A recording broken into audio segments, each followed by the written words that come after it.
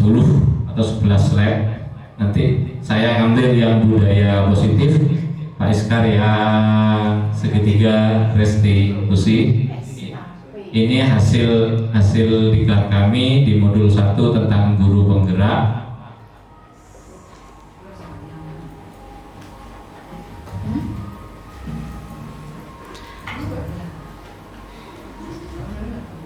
Pak Iskar, itunya nggak kelihatan. Nggak kelihatan. Assalamualaikum warahmatullahi wabarakatuh.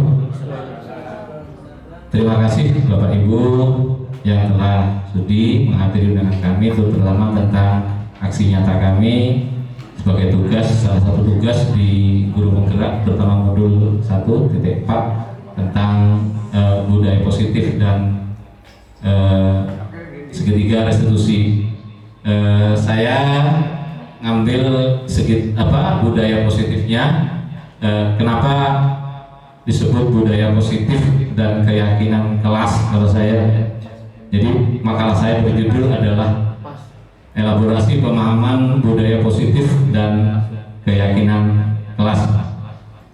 Kegiatan ini sebenarnya mempunyai tujuan yang mana nanti Bapak Ibu itu memahami pentingnya mengetahui kebutuhan belajar dan lingkungan yang memfasilitasi seluruh individu, seluruh anak didik di sekolah agar dapat meningkatkan kompetensinya secara aman dan nyaman. Yang kedua adalah guru mampu menggerakkan komunitas di sekolah untuk bersama-sama mengembangkan, mewujudkan visi sekolah yang berpihak pada murid dan berlandaskan nilai-nilai kebajikan universal. Mungkin sebelum masuk ini ada beberapa pertanyaan yang bisa menjadi pemantik untuk Bapak Ibu. Bapak Ibu bisa setuju, bisa tidak. Pertanyaan pertama, apakah hukuman dapat mendisiplinkan anak? Ini, makanya ada yang seperti itu. Padahal sementara selama ini yang ada di pikiran kita selalu menjadi penghukum. Ya. Yang kedua, pemberian hukuman dengan hal positif seperti membaca atau membersihkan halaman sekolah dapatkah meningkatkan disiplin anak? Itu pertanyaan yang kedua. Ini biar diangan-angan sama Pak Ibu gitu lah nanti manakala kita memberikan suatu tindakan ke anak. Yang ketiga adalah dengan memberi penghargaan dapatkah meningkatkan motivasi untuk belajar anak? Ini nanti yang tahu jawabannya adalah Bapak Ibu semua. Kita ucapkan dalam hati kita masing-masing ya. Ada dari tiga itu kira-kira yang bagaimana yang kita inginkan, atau ada ketiga-tiganya, atau ada yang lain nanti gitu. Oke Bapak Ibu, saya mulai dari apa sih sebenarnya budaya positif dan keyakinan kelas itu. Tapi sebelum sana saya coba buka makalah saya itu.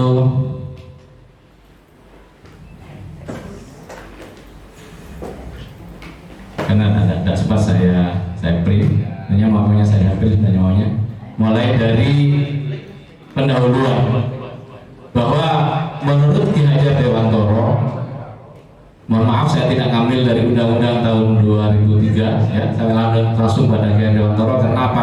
Dalam guru penggerak yang banyak kita pelajari adalah filosofi pemikiran Ki Hajar Dewantoro. Tujuan pendidikan adalah menuntun segala kodrat yang ada pada anak-anak agar mereka dapat mencapai keselamatan, mencapai kebahagiaan yang setinggi-tingginya baik sebagai manusia maupun sebagai anggota masyarakat. Tentunya nanti guru hadir sebagai sosok pendidik dan pengajar. Jadi dalam Ki Hajar Dewantoro dipisahkan antara kata pendidik dan pengajar, dibedakan. Yang mempunyai peran penting dalam mendorong tercapainya ekosistem pendidikan yang sehat, aman, dan nyaman untuk membuat murid atau peserta didik tumbuh berkembang sesuai dengan kodrat alam dan kodrat zaman. Jadi mungkin pendidikan zaman kita sudah berbeda dengan anak-anak kita sekarang. Tolong jangan disamakan, oh saya dulu dididik dengan guru saya dengan penggaris, Sekarang sudah berbeda. Ini namanya kodrat zaman. Alamnya kita berbeda. Kalau saya dulu di Madura, mendidik di Malang, tentunya berbeda alamnya dengan yang di Malang. Jadi tolong itu yang perlu kita kedepankan, Bapak Ibu ya. Kenapa saya sampaikan di sini itu? Selanjutnya adalah pengertian dari budaya positif. Budaya positif adalah nilai-nilai atau keyakinan-keyakinan dan kebiasaan-kebiasaan di sekolah yang berpihak pada peserta didik agar peserta didik dapat berkembang menjadi pribadi yang kritis, penuh hormat, dan bertanggung jawab.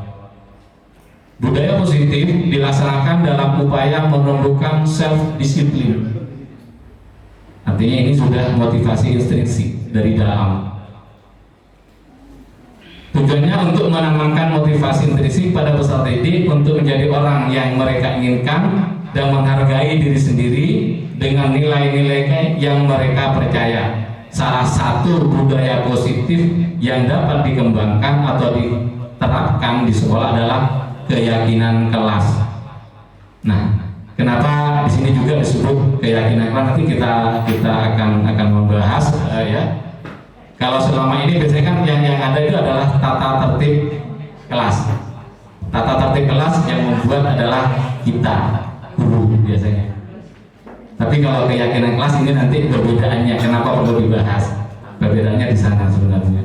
Beda. Kalau kita membicarakan dengan anak apa yang diinginkan di kelas ini apa, tapi hal yang positif Bapak Ibu ya, berbeda dengan kita tata tertib, kita pampang, kira-kira anak-anak membaca apa enggak kira-kira. Kalau saya memang sudah menerapkan keyakinan kelas setiap awal semester, sudah yang kamu inginkan dari pembelajaran ini tentang positif apa? Oh Pak, saya menginginkan kemarin di kelas 8A, B, D, F itu saya kemarin gini. Tidak boleh tidak boleh ada kata-kata kotor. Tidak boleh membawa makanan ke dalam kelas. Terlambat maksimal 10 menit. Dari 30 anak, kalau saya rangkum itu hanya 10 sampai 11 cuma ternyata Bapak Ibu. Nah, begitu ada anak yang melanggar, masih misuh, temannya bilang, ayo, keyakinan yang mana yang dilanggar? Bukan saya yang menginginkan sudah, tapi temannya sudah. Dan memang baru 1 minggu berjalan, alhamdulillah, katakanlah walaupun tidak seluruhnya terhapus, masih adalah penurunan kata-kata kotor di dalam kelas itu yang saya ajari memang gitu. Itu ya. Itu kita sebut sekarang mengapa kita sebut dengan keyakinan kelas. Karena keyakinan merupakan nilai-nilai kebajikan atau prinsip-prinsip universal yang dimiliki oleh anak sebenarnya sudah ada dalam diri mereka. Mereka tidak kosong sebenarnya. Lepas dari latar belakang suku, bahasa maupun agama. Keyakinan akan lebih memotivasi seorang dari dalam. Kenapa? Mereka menuliskan sendiri. Berbeda kalau kita yang nulis. Tata tertib kelas, tidak boleh ini, tidak boleh tempel. Tempel, kadang-kadang mereka tidak baca. Kalau saya kemarin tidak, setelah saya data anak-anak tempel depan, saya suruh baca kakak kelas.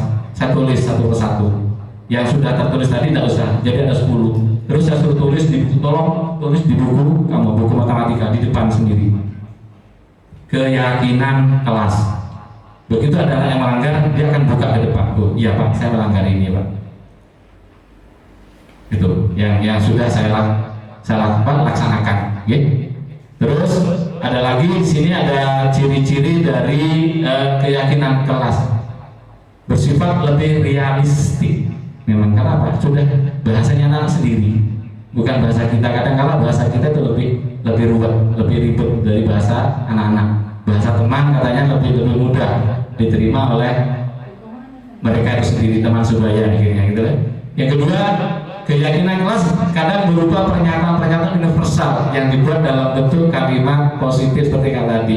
Bahasa misu, saya inginkan di kelas ini tidak boleh ada kata-kata kotor. Yang saya inginkan di kelas ini nanti telat maksimal 5 menit. Pada saat jam pelajaran tidak boleh bermain HP. Itu sudah diharuskan sendiri. Kecuali memang anak sudah disuruh. Tolong pas ngajar matematika kamu butuh kalkulator, silakan diambil. HP-nya diambil untuk dijadikan kalkulator atau browsing tentang materi yang saya berikan. Ini ada 6 ciri-ciri dari keyakinan kelas Bapak Ibu ya. Terus, nah ini sebenarnya tujuan dari aksi nyata kesepakatan dan kayak kelas dalam penanaman budaya positif saya di SMP Pagelaran adalah yang pertama, menanamkan budaya positif yang akan menjadi bekal hidup siswa untuk selamat dan bahagia. Kita kaitkan dengan tujuan pendidikan yang disampaikan oleh Ki Hajar Dewantoro. Yang kedua, menjadikan keyakinan kelas sebagai pembiasaan yang terpola. Nah, pertanyaan para sekolah tadi, kalau terpola berarti harus berulang-ulang. Kita ingatkan. Ini untuk mewujudkan profil belajar Pancasila. Yang ketiga, menciptakan proses berpikir kreatif, kritis, kreatif, reflektif, dan terbuka dalam menggali nilai-nilai kebajikan dan keyakinan kelas. Itu tujuan dari keyakinan kelas. Nah, kemarin saya sempat berdiskusi dengan Pak Tris selaku kepala sekolah yang hari Jumat itu mengenai kira-kira apa yang bisa diambil dari guru penggerak untuk kita terapkan di sekolah ini. Saya sudah bilang, beliau sebenarnya mencari Pak Iskar Cuma. Jadi Pak Iskar berdiskusi itu tidak ada, terus saya yang dipanggil. Kalau saya Pak lebih cenderung kita mengawali dengan budaya keyakinan kelas. Apa itu Pak Umar? Kita bersepakat dengan anak untuk membuat kesepakatan-kesepakatan yang bersifat positif. Jangan dikatakan kamu silakan buat kesepakatan ini. Namanya anak kalau tidak dibatasi akan menulis yang negatif. Makanya saya katakan yang positif. Mungkin kalau ditambahkan nanti tidak boleh membuang sampah dengan sembarangan. Mungkin bisa tambahkan itu nanti. Kalau Bapak Ibu tanya di kelas 8A, 8E, 8F, mungkin 8C itu ada di buku teman-teman ada sekitar 10 sampai 11 kesepakatan. Yang paling banyak adalah HP dan bahasa kotor. Tidak boleh ada kata-kata bully. Mungkin masih ada 1-2, itu ya. Nah, itu berarti kan harus gini. Berarti semua teman-teman harus tahu itu dulu. Nanti kita kumpulkan wali kelas katanya untuk menjadi kesepakatan universal, bukan hanya pada saat matematika. Mungkin tujuannya ke sana Pak, tapi tahap awal saya akan melaksanakan pada saat saya ngajar matematika. Yang ketiga adalah restitusi. Nanti restitusi biar mulai dari data hitungnya biar diteruskan oleh Pak Iskar, karena ada segitiga restitusi. Saya hanya ngambil yang 7 dari keyakinan kelas.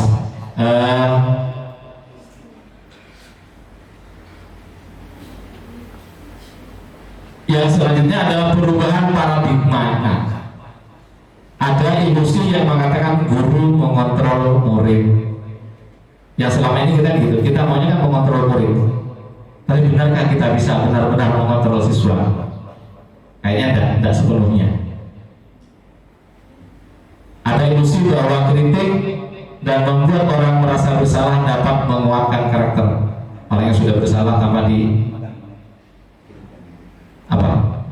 dibuat merasa dirinya seakan-akan berdosa. Memang ada yang menyadarkan, tapi apakah semuanya seperti itu? Ya.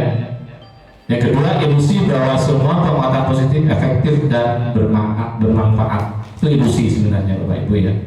Terus yang kedua, ilusi orang dewasa memiliki hak untuk memaksa. Orang dewasa tanda petik mungkin guru, bahwa guru memiliki hak untuk memaksa muridnya. Sebenarnya kalau saya pribadi kurang setuju. Ini landasan kami dalam menyampaikan kenapa keyakinan kelas dan budaya positif dan keyakinan kelas ini perlu saya sampaikan ke Bapak Ibu. Nah, selanjutnya adalah tentang bagaimana menangani anak-anak yang sudah bermasalah itu. Kita masuk ke segitiga restitusi dan akan itu nanti disampaikan oleh Bapak Iskar. Oke, mungkin itu saja. Mungkin ada pertanyaan Bapak Ibu, dua saja mungkin itu tentang keyakinan kelas atau budaya positif yang mungkin perlu kita kembangkan di sekolah ini gitu. Sehingga anak-anak tidak hanya menerima, tapi anak-anak dikasih kesempatan untuk juga membuat tanda petik aturan. Monggo Pak Bambang. Terima kasih. Sesuai dengan penanganan di kelas, kemungkinan ada juga sekarang masalah HP sering disalahgunakan waktu pembelajaran. Nah, kejaksanaan yang paling bagus itu apa, peraturan dari guru sekolah atau kesepakatan dari siswa juga. Terima kasih. Oke, terima kasih. Kalau di saya Pak, yang paling banyak di 8A kemarin itu memang tidak boleh bermain HP. Yang paling banyak di 8A. Sehingga saya masukkan di atas sendiri langsung. Dilarang bermain HP pada saat pembelajaran kecuali, tetap kita yang berhalus, kecuali dibutuhkan untuk pembelajaran. Makanya pada saat matematika ya ada tetap, kalau di 8A itu kayaknya seperti apa kemarin itu si cewek siapa ya, itu tetap. Tapi tetap saya ingatkan, ayo kamu kemarin sudah membuat kesepakatan adalah ini gitu. Tapi dari awal seperti 8B itu Bayu, terus apa itu sering main, itu sudah berkurang sudah. Ya. Tapi memang sebaiknya kita kembalikan ke anak-anak Pak. Tetap kita pancing. Kamu seneng nggak ada temanmu main HP atau pelajaran? Itu akhirnya dimasukkan kesepakatan. Kalau saya kan kasihkan kertas kecil-kecil ke anak-anak yang bisa ditempel tuh yang kuning itu, tulis apa keinginan kamu dikasih terhadap pembelajaran. Nanti saya suruh tempel satu-satu di depan. Ketua kelas saya panggil untuk membacakan saranku. Saya tulis sebelahnya. Dari 30 anak itu semuanya tidak berbeda semuanya gitu. Ada yang sama. Setelah dirangkum hanya ada sekitar 10 sampai 11-12 itu paling. Itu yang menjadi kesepakatan akhirnya dengan anak-anak. Saya suruh tulis di bukunya. Nah, tolong ini tulis di buku matematika di depan, sehingga kalau temanmu yang melanggar kita tinggal lihat. Seperti itu kemarin Bapak. Ya. Jadi mungkin lebih baik kita kembalikan ke anak-anak, tetap kita pancing anak-anak biar nanti menuliskan bahwa tidak dilarang bermain HP pada saat pembelajaran gitu. Kalau kita yang ngasihkan, kayaknya seperti tadi itu akan mereka tidak merasa memiliki terhadap kesepakatan itu gitu Bapak. Alhamdulillah. Satu lagi mungkin Bapak Ibu. Kalau nggak ada, terima kasih. Selanjutnya adalah segitiga restitusi, bagaimana menangani anak yang sudah kadung melakukan kesalahan atau pelanggaran. Itu adalah dalam segitiga restitusi. Ini kebetulan satu kesatuan modul dengan budaya positif tadi di modul 1.4. Kepada Pak Iskar kami persilahkan. Terima kasih Pak Umar, silakan slide-nya Pak Umar. Ikuti dengan saja. Assalamualaikum warahmatullahi wabarakatuh, Bapak Ibu. Mohon waktu sebentar. Kita bahas tentang restitusi, ya. Apakah restitusi slide 22 adalah proses menciptakan kondisi bagi murid untuk memperbaiki kesalahan mereka sehingga mereka bisa kembali pada kelompok mereka dengan karakter yang lebih kuat. Restitusi juga merupakan proses kolaboratif yang mengajarkan murid untuk mencari solusi untuk masalah mereka dan membantu murid berpikir tentang orang seperti apa yang mereka inginkan dan bagaimana mereka harus memperlakukan orang lain. Jadi intinya restitusi itu adalah berbeda dengan hukuman. Disiplin itu, kalau kita dengan kata-kata disiplin itu pasti serem. Disiplin itu pasti menyakitkan. Disiplin itu pasti membuat kita ketakutan. Dan disiplin mesti hukuman. Seperti itu. Nah, restitusi ini bagaimana anak-anak itu timbul dari dalam jiwanya secara intrinsik untuk menyadari bahwasanya perbuatan mereka, kesalahan-kesalahan mereka itu harus diperbaiki. Kemudian ada beberapa contoh ya di slide 27 Bapak.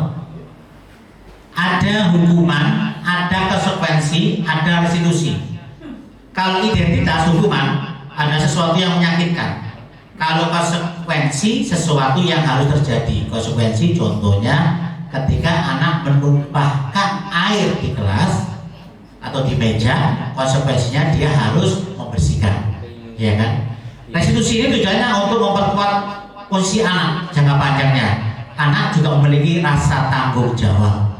Tapi kalau hukuman seringkali membuat anak menjadi sesuatu yang menakutkan. Karena dengan hukuman itu tidak bisa dilaksanakan kalau tanpa kita membuat rasa takut pada anak-anak. Sudah dibagi, saya ketemu Pak Udan ketika masuk sekolah. Itu Pak Udan sempat cerita ada beberapa siswa yang celananya sudah dipotong strip, ya. Ini bagaimana solusinya? Kita mikir, ya kan. Kalau mau kita sanksi, nanti disuek, itu juga jadi masalah, ya kan. Kalau anak tidak diperbolehkan pakai celananya itu, jangan-jangan itu cuma satu-satunya celana yang dia miliki. Lalu bagaimana solusinya? Ternyata tadi salah satu anak, siapa namanya di Pak Udan itu? Yoga kelas berapa itu? 8A. Waktu kita ngomong-ngomong sama Pak Udan, langsung dia nyentuh, Pak, saya punya celana 3. Nah, dia kan timbul kesadaran, dia sudah memberikan solusi. Ya sudah, kalau kamu punya celana 3, kita buat kesepakatan setelah ini tolong celana yang kamu potong strip itu tidak dipakai lagi, seperti itu. Jadi slide 31, untuk menumbuhkan budaya positif kita mulai dari peraturan kelas.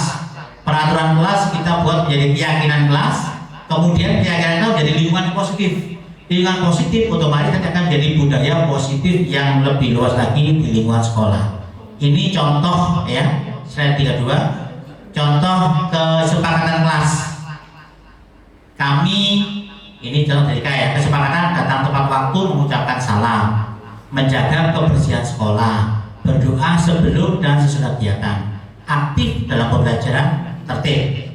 Kesepakatan kelas, kami guru dan murid yang saling menyayangi, kami murid yang semangat belajar, kami murid yang peduli dengan teman-teman. Kesepakatan kelas ini bisa kita buat bersama siswa, bersama murid, bagaimana biar terjadi kenyamanan. Mereka juga nyaman menjalankannya, kita sebagai guru juga nyaman menjalankannya. Kemudian Bapak Ibu, ada namanya segitiga restitusi. Sebelumnya dengan posisi kontrol. Slide 36. Ini yang sering kali kita lihat, kita ini di posisi mana, monggo kita evaluasi. Pada dasarnya yang bisa mengontrol setiap manusia itu adalah dia sendiri, bukan orang lain. Kalau kita mau mengontrol orang lain, tapi ketika orang lain itu menutup diri untuk tidak mau kita kontrol, maka kita tidak bisa mengontrol orang lain. Yang bisa mengontrol diri itu sendiri adalah orang itu sendiri, mahasiswa. Ketika dia mau dikontrol, maka dia bisa mengontrol dia sendiri. Ada 5 posisi. Ini posisi identitas gagal, kontrol dari luar, yaitu sebagai penghukum.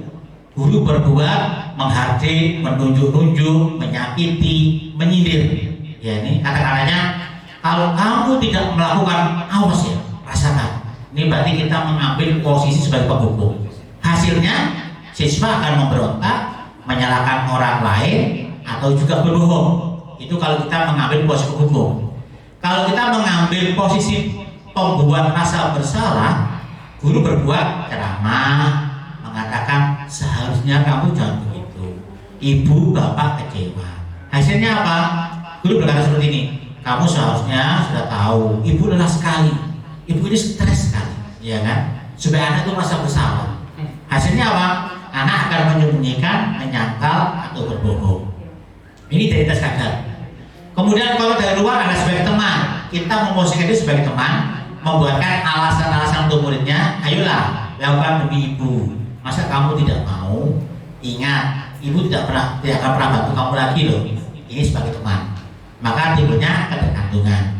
Kemudian posisi kontrol sebagai pemantau, yaitu guru berbuat menghitung dan mengukur. Contoh apa peraturannya, ya. Maka siswa akan menyesuaikan diri bila diawasi. Posisi identitas kontrol yang paling bagus adalah sebagai manajer, yaitu guru mengajukan pertanyaan-pertanyaan. Contohnya apa yang sudah kita yakini, yakin kelas. apa yang bisa kau kerjakan untuk memperbaiki masalah. Nah, ini tujuannya adalah untuk menguatkan pribadi siswa. Kita bisa melihat posisi kita di mana, sebagai penghukum atau pembuat rasa bersalah, atau sebagai teman, pemantau, atau manajer. Selanjutnya adalah segitiga restitusi. Slide 44. Yang pertama adalah ketika ada satu masalah, kita buat validasi kebutuhan. Yang kedua, menanyakan keyakinan. Yang ketiga, menstabilkan identitas. Validasi kebutuhan, kamu tentu punya alasan mengapa melakukan ini. Seringkali ketika anak terlambat, mungkin kita juga bertanya mengapa dan kenapa. Jangan kita langsung berikan sanksi. Karena kadang-kadang itu pernah kejadian, ada siswa yang yatim piatu, ketika dia ke sekolah, dia masih harus merawat adiknya, mengantar sekolah. Ketika dia ke sekolah terlambat, dihukum, dan nanti kita juga punya rasa bersama. Kemudian kita buat kesepakatan, menanyakan keyakinan, bagaimanakah keyakinan kelas. Tujuannya apa? Untuk menstabilkan siswa, supaya dia bisa memahami bagaimanakah kondisi dia dan apa yang dia harus lakukan. Ya. Jadi dulu berkata, contoh ini stabilitas, berbuat salah itu manusiawi. Tidak ada manusia yang sempurna, bapak ibu juga pernah bersalah. Kita pasti bisa menyelesaikan permasalahan ini. Ini contoh seperti ini stabilitas identitas. Jadi supaya anak tidak timbul rasa bersalah. Kemudian validasi kebutuhan. Kamu bisa saja melakukan hal yang lebih buruk, tapi kamu tidak melakukannya. Kamu pasti punya alasan untuk melakukannya. Ini untuk menstabilkan atau validasi kebutuhan. Kemudian baru menanyakan keyakinan. Apa nilai yang kita percaya di kelas sebelah kita? Nilai-nilai apa yang kita sepakati? Nah, di sini maka otomatis siswa akan mempunyai, kita ajak untuk berpikir, untuk merenungi apa yang sudah dia buat. Sehingga tujuan akhirnya bagaimanakah siswa ini bisa menyadari kesalahannya dan dia punya komitmen untuk tidak mengulanginya di masa mendatang. Begitu demikian Bapak Ibu untuk materi kita budaya positif dan segitiga restitusi, mudah-mudahan bermanfaat ya. Untuk forum diskusi kita selesaikan pada kesempatan yang lain, sudah pukul 13.28. Saya yakin semua juga belum sholat, juga belum makan siang ya. Saya ucapkan terima kasih karena sudah bersedia untuk disini diseminasi kami sebagai bentuk aksi nyata dari tugas kami sebagai guru penggerak dari modul 1-4. Kami mohon maaf dan kekurangan. Saya akhiri. Assalamualaikum warahmatullahi wabarakatuh. Terima kasih. Ya, langsung makan siangnya dulu.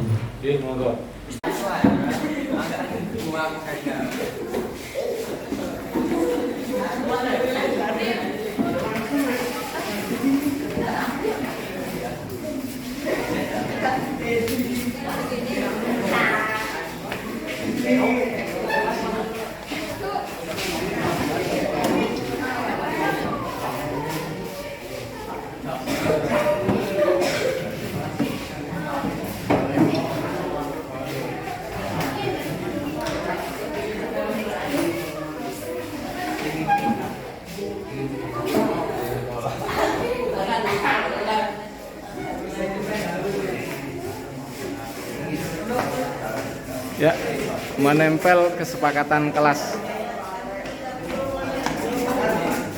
Oke.